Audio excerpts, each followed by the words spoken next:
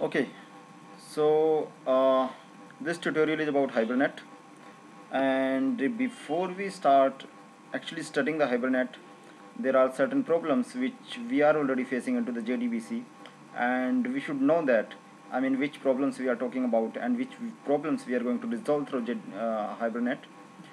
Uh, Through traditional JDBC approach, there are certain problems which we can say that we are going to come over through Hibernate. First problem first, as everybody has seen that when we are using the JDBC, our code is always cluttered with a number of queries. We keep on writing queries, and lot of time is consumed in writing those queries. Lot of resource consumption takes place, lot of time consumption takes place. We keep on issuing select, insert, update, delete statements on and on daily basis. So all this is going to go away. Hibernate is going to provide you a mechanism through which you won't have to write even a single query. You won't have to write even a single query, and when you will be looking into your DAO class and you would be comparing it with your traditional, you would find a huge dissimilarity, huge difference, huge refinement, and the kind of, when a Java resource is looking into the code of the DAO and it is cluttered with the SQL code, it's cluttered with the SQL J code, then in that case what happens? I mean, he sometimes is unable to understand, sometimes unable to review your logic correctly, because he is not taking care of your SQLs, but he intended to view your business logic only. So Hibernate is going to do away with that, and that will going to make your code much simpler and much refined. And of course the effort and the time that will be taken in order to create the DAO class will be reduced to a very big extent. Okay, next problem is too many copy code. Of course, I mean, when I'm saying that we are writing too many SQL queries, that means we are copying the queries at multiple places. We are writing same query again and again. In prepared statement we normally pass a number of parameters, so that is kind of copying the code again and again. So when you perform object retrieval, you need to copy the filters into the result set to the properties of an object. When you perform object persistence, you need to copy the properties of an object to the parameter into the prepared statement. In that way, too much code is being copied. So what Hibernate is going to provide, it's going to reduce everything at all. It is going to provide a centralized method. It is going to work with the objects. You just need to create the objects, and those objects will be used repeatedly wherever you want to use. You don't have to write multiple times the multiple queries, multiple code at multiple instances. So how it would be doing, how exactly it would be happening, that we will definitely be discussing in detail later on.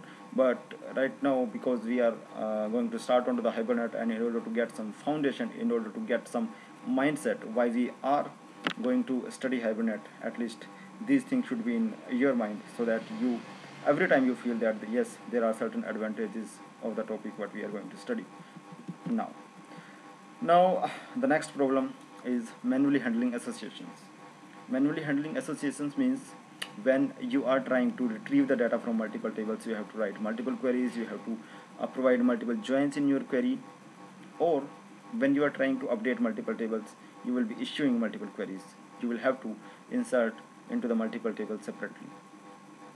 You will be writing a number of queries in that way, and that's going to create a lot of code, and your handling of the association is going to be tougher.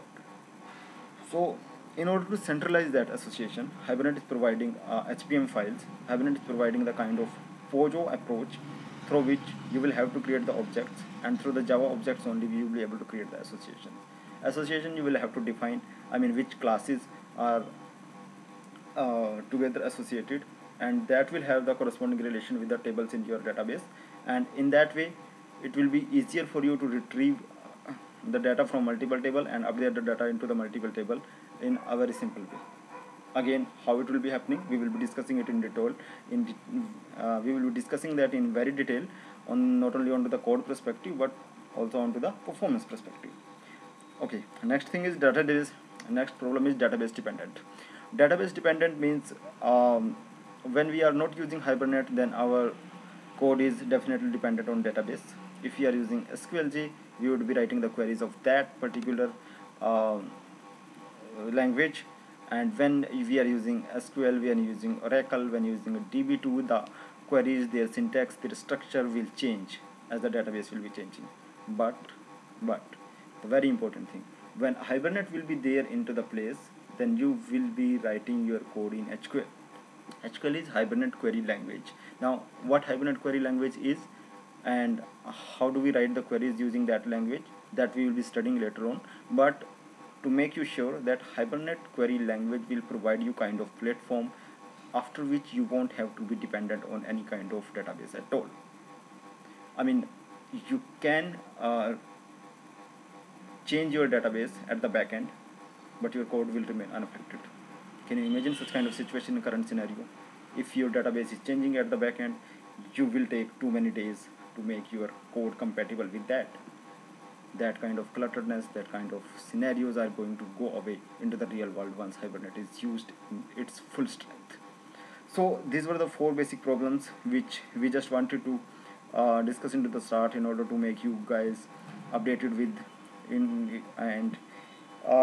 we can say that we are trying to create a warm-up class here, and this will help in understanding why we are studying Hibernate. So the problems are, I am repeating their headlines once again: too many SQL statements, too many copy codes, manually handling associations, and database dependence.